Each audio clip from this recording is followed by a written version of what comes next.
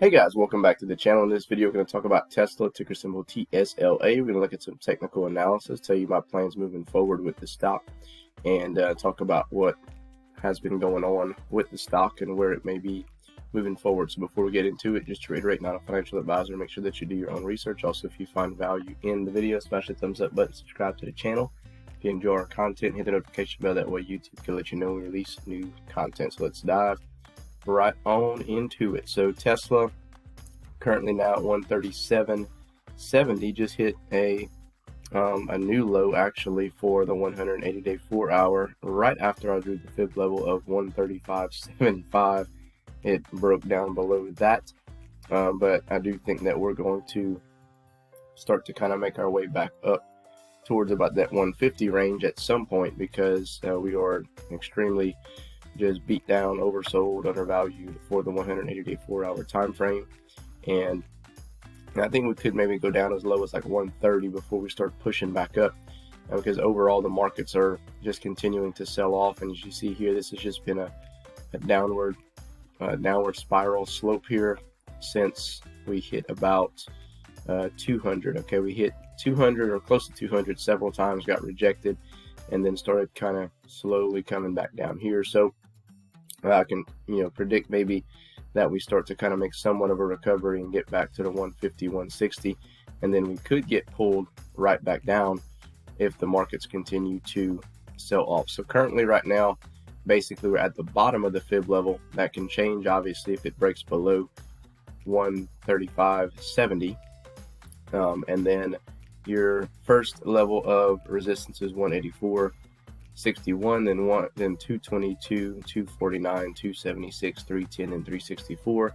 That's obviously going to change and go down because the levels are going to adjust and update soon within the next week or two, where 364 is not going to be the overall tip-top level of that fib level based on the time frame. And my thoughts on this is obviously several different things. Is people could be off, continuing to take this off of off the table from whether it be retail investors or hedge funds, being that tax season is coming up.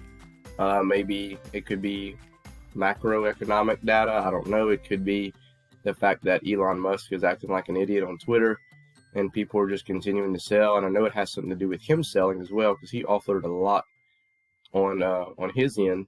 Sold a lot of shares that obviously pushed the price down. And whenever you see anybody big in the company like that selling, it obviously is going to freak investors out as well. So basically, some things to think about is in 2023, if he appoints a new CEO to Twitter, that's obviously going to be positive for Tesla retail investors, thinking, okay, well, some of the overhang on Twitter has gone away temporarily. If he stops selling, if he comes out publicly and says, I'm not selling anymore, which he's done before, then it may move the price up. If the markets in general just start to recover, then obviously this will probably follow as well, and I'll have to kind of go from there. So my plan is just continuing as it dips down, it gets undervalued, is I'm buying a couple here and there. And then once we do get a recovery, obviously for the longer term, could reap the benefits of that, but you may just have to wait it out a little bit longer than expected.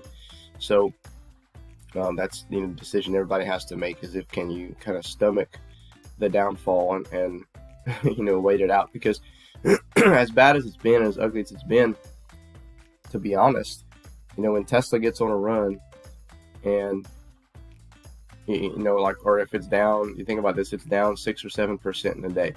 You could easily on a green day be up 6 or 7% on a day. It's that volatile. So, stocks don't always go up, but they also always don't just go down, right? So in my opinion, this here, at this level, Elon Musk himself came out on Twitter publicly and said this is a good buying opportunity. And I have to kind of agree right now, is, to kind of come in and nibble and either start a position or average down in a current position, I think would be beneficial, but not load the boat, because I think we still have some more room to run to the downside. I think maybe 100 might be the lowest that we can see on Tesla. I could be completely wrong, but that's just my overall opinion. So anyway, let me know your comments below, guys. Other than that, we'll catch you in the next one.